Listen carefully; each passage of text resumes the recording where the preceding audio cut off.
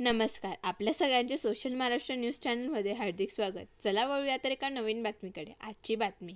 धुळ्यातील शासकीय गुलमोहर विश्रामगृहाप्रकरणी कलम 308 खाली खंडणी गोळा करण्याचा गुन्हे दाखल करण्याचे आदेश धुळे जिल्हा न्यायालयाने दिल्याची माहिती माजी आमदार अनिल गोटे यांनी पत्रकार परिषदेत दिली आहे. धुळ्यातील शासकीय गुलमोहर विश्रामगृहात 1,84,84,00,000 रोख रक्कम मिळून आली होती. या प्रकरणी पोलिसांनी अदखलपात्र गुन्हा दाखल केल्यानंतर माजी आमदार अनिल गोटे यांनी न्यायालयात धाव घेत दखलपात्र गुन्हा दाखल करण्याची मागणी केली होती. न्यायमूर्ती चौगुले यांनी दखलपात्र गुन्हा दाखल करण्याचे आदेश दिले होते. मात्र त्यानंतर न्यायमूर्ती DM आहेर यांनी हा आदेश रद्द केला होता. मात्र आज पुन्हा एकदा शासकीय गुलमोहर विश्रामगृहाप्रकरणी कलम 308 खाली खंडणी गोळा करण्याच्या कलमाखाली गुन्हा दाखल करण्याचे आदेश देण्यात आले आहेत. माननीय न्यायालयाने आज अतिशय स्पष्ट आणि स्वच्छ शब्दामध्ये कलम 162 म्हणजे 120B जुना, त्यानंतर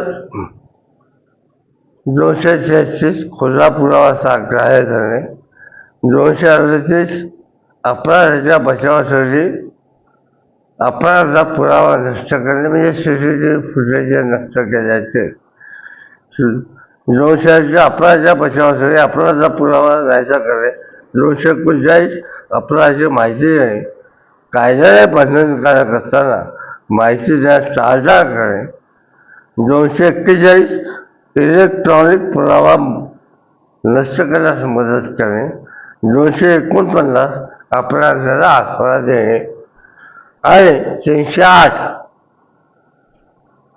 खंडणी गोळा करणे. या 308 मध्ये जन्मठेप आहे सिद्ध झाल्यास, आणि सिद्ध होण्यास काय हे नाही. काय तुम्ही जर खरं प्रसिद्ध करणार असाल, तुम्ही सांगतो तुम्हाला, माझ्याकडे जो पुरावा आलेला आहे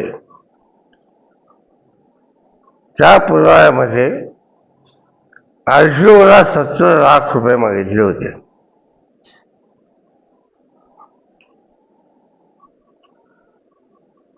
RTOने सांगितलं आम्ही 70 लाख रुपये देऊ शकत नाही. ते म्हणाले तुमच्या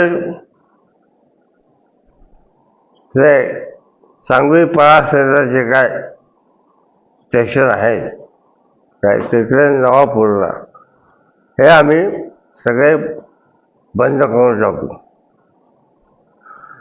मग सिद्ध हो नाही करता करता 50 लाखामध्ये सोळा ठरला. 50 लाख कोणी आणले त्या अधिकाऱ्याचं माझ्याकडे नाव आहे. तो अधिकारी रेस्ट हाऊसच्या CCTV फुटेजमध्ये आहे. RTOची गाडी आहे. काय तपास केला पोलिसांनी?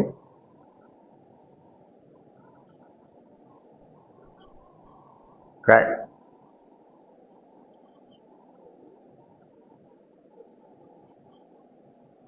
पैशाच्या बॅगाच्या बॅगा उचलत आणण्याचे फुटेज आहे.